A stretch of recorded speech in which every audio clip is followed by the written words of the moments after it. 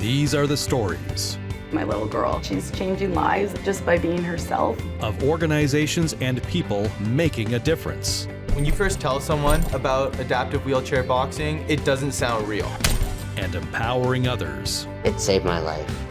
It saved my life. across Canada I scored my first goal in my first blind hockey game.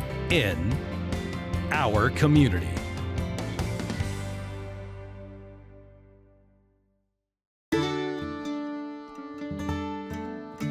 The rugged coastline of Newfoundland and Labrador cradles a province that is steeped in history. Here on Canada's easternmost point, music is not just a pastime, it is a vital part of the culture. From this rich musical heritage, a deaf choir has emerged. This is the first deaf choir in Canada. My name is Jennifer Vigers, and I'm a member of the Newfoundland Deaf Choir. Jennifer has been a member since the choir started in 2019. She, like every choir member, uses sign language to communicate. We want to spread deaf awareness, and we want to get the word out there that this is our language and you can see us singing in our language. The choir owes much of its journey to a stroke of serendipity. Back in 2019, at that time I was the president of NL Association of the Deaf, and Renee Fairhealy, she came to me and she had an idea about, she wanted to do a flash mob. Well, I thought, let's make a music video. And I thought within that video, our target would be enhancing the awareness of hearing communities. My name is Renee Fairhealy, and I'm Associate Director of the NL Deaf Choir. The idea involved creating a video where deaf community members expressed themselves to a song through ASL. They performed to this song in the dynamic style of a flash mob. The flash mob took place during Deaf Awareness Week at the Rooms, Newfoundland and Labrador's largest cultural center.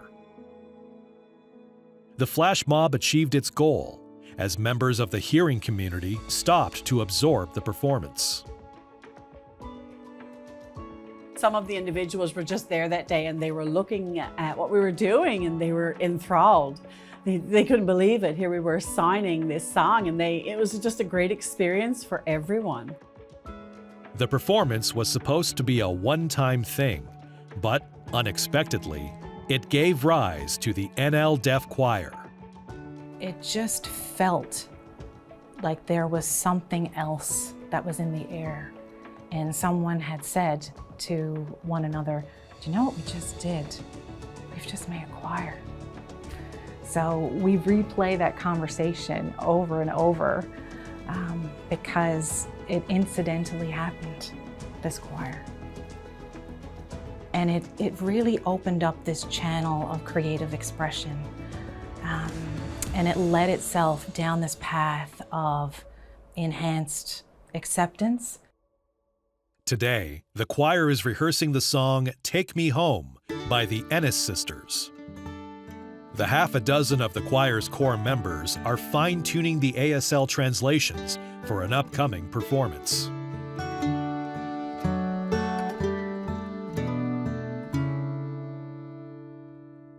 Bless the corners of this house and be. It's a little complicated because, you know, when we get the lyrics to a song, they're in English, of course. So ASL is not the same as English. It's a completely different language. So say, for example, ASL don't have like and the and is, words like that. English has a whole lot of those and we don't have them. We have to understand what the song means. What's the background behind it? We have to understand the meaning behind it before we can take it and interpret it into that ASL language. So once we do that, then we make it work. Under the guidance of their choral director, Leanne Ryan, the choir brings the songs to life. My name is Leanne Ryan, and I am the Artistic Director of the NL Deaf Choir.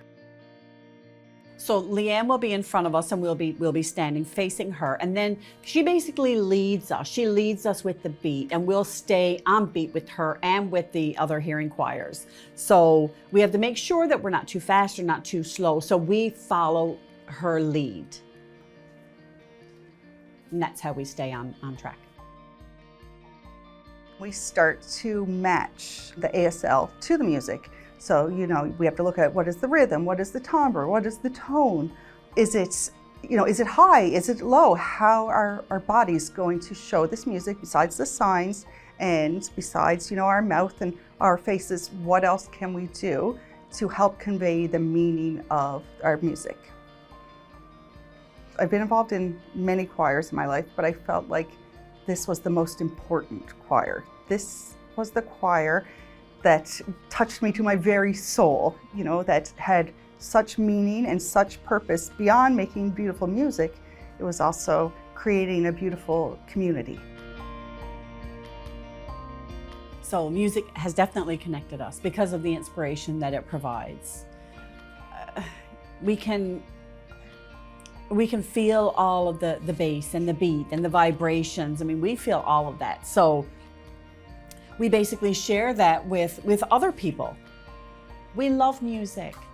We have the skill with the language, with ASL. It's our language, and we just want to show the world that this is what we can do. Our Community will return after the break.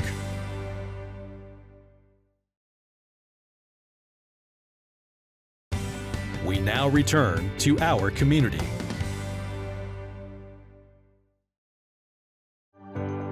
For music, it's in everyone. You have music inside of you, no matter who you are. Jennifer Viger's favorite part of the NL Deaf Choir is the connections she has made with fellow members. The respect, the mutual respect that we have for one another. That's, and meeting new people, that is such a great experience as well. My name is Miles Murphy. This is my sign name. I was born profoundly deaf, never could hear anything. It's just that I could feel the vibrations from the music and from the beat. Miles is a founding member of the choir. Deaf individuals, they love music. They love it. And people think, oh, deaf people can't hear. So that's the wrong concept to carry. Deaf people can feel it the same as hearing people can hear it. Deaf people can feel it, So sign language, talking, speaking, it doesn't matter. We're all the same. In the past 5 years, the choir has performed at schools, Christmas recitals, and with hearing choirs. I'm Kelly Walsh, and I am the Artistic Director of Shalloway Youth Choir and Lady Cove Choir. Kelly is one of the most respected choral directors in Canada. And yet, even a seasoned director can find room for new insights and knowledge. We were trying to figure out ways to be creative online, and some of us started to use in not a good way, ASL. I had one of those kind of gut reactions that something doesn't feel right. Kelly reached out to members of the deaf community, and she realized that this approach to using sign language was not okay. It's actually deeply hurtful in some deaf communities when hearing people use sign language to heighten a hearing person's experience. And I just went, whew. Number one, thank you for telling me. Number two, I need to do something about this. And this is well into my career. And I said, I need to do the work to learn about this. And I also felt a deep obligation as a leader in the choral community to do something that could help other people in the choral community who are very well-meaning, to help them understand. And so at any opportunity that I've had to engage with the Newfoundland Deaf Choir and work with them, I've jumped at it. The NL Deaf Choir is rehearsing for a special collaboration with Kelly's Lady Cove Choir. The performance holds sentimental value for the ensemble, as it will take place at the Rooms, in the very location where the deaf choir began. Merging deaf and hearing choirs creates a powerful bridge that unites communities, a vision that at one time in her life, Renee could not imagine was possible. I'm what's called a coda, which is a child of a deaf adult. And so deafness and deaf people and deaf culture has been part of my life for quite some time. That experience of being a family member of someone who's deaf has shaped me in really significant ways. With 2 decades of experience working with the deaf community, Renee has witnessed the recurring oppression and barriers the deaf community faces. It's difficult to talk about without being emotional. It is many years of witnessing, sometimes firsthand, or in cradling the stories of deaf community members in their experiences, whether it's my deaf stepfather and how he was treated in residential schools, having his hand slapped, not allowed to use ASL and use his first language, to individuals trying to access healthcare, such as palliative care. And it's really led to my resolve to do whatever I can in support with the deaf community. I think that when we're in the moment with music, it goes far beyond the reaches of the traffic in our head. It is an experience, and as humans, all of us can experience music. Deaf choir to me means hope, hope for transformation, hope in the evolution of things moving to a more equitable world, hope for more breathing spaces for deaf choir and other diverse communities. There's lots of work to be done, but I see that it's one song at a time we're making a difference. The choir members embrace the belief that they are making a difference, and as Renee wraps up the rehearsal, excitement pulses through the air. So I think we're all ready. You feel like we're ready? We've done our practice. I think it's going to be absolutely beautiful. It's going to be so powerful. So look out, rooms. Here we come. Woohoo! Our community will return after the break.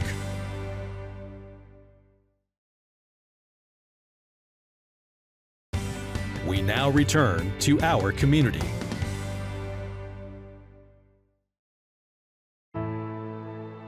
In St. John's, Newfoundland, the Rooms is the province's largest cultural center.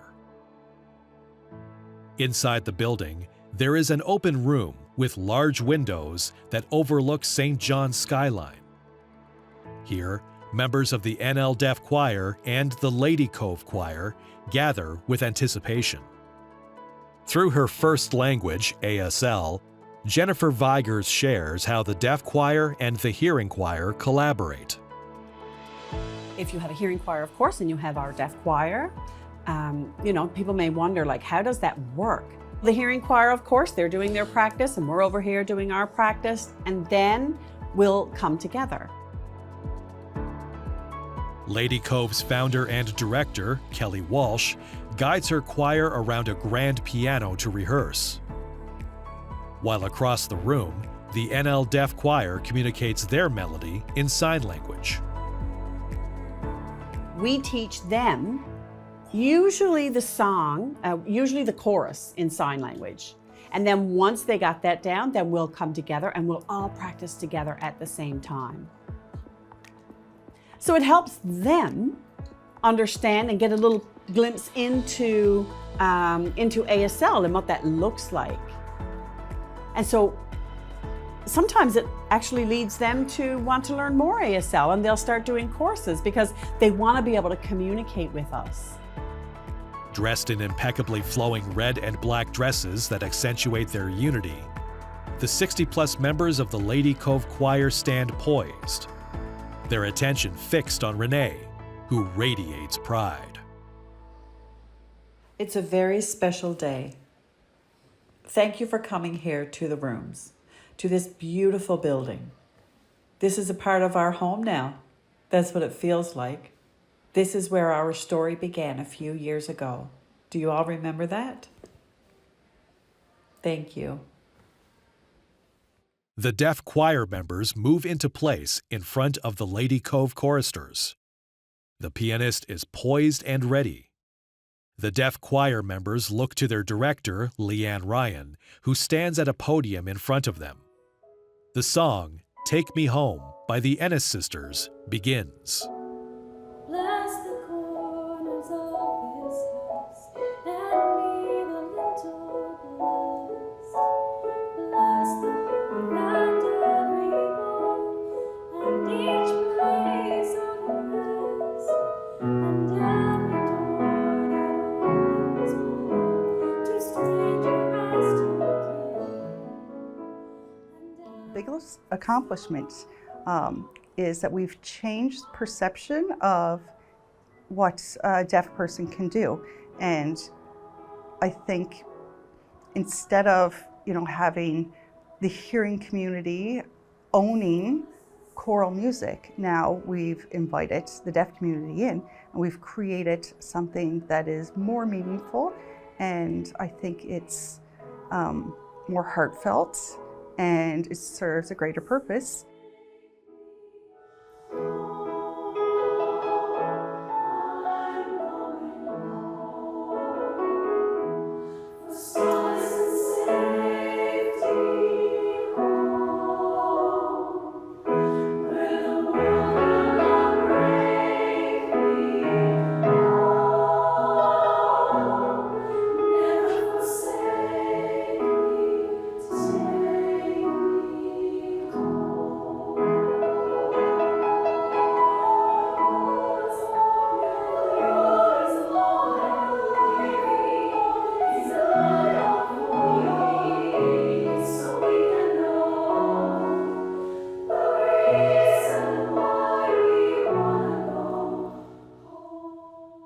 Deaf choir has been, it's been a really important part of my growth and my learning, and just, my whole experience of making music in the last few years. I'm so grateful. I'm so grateful.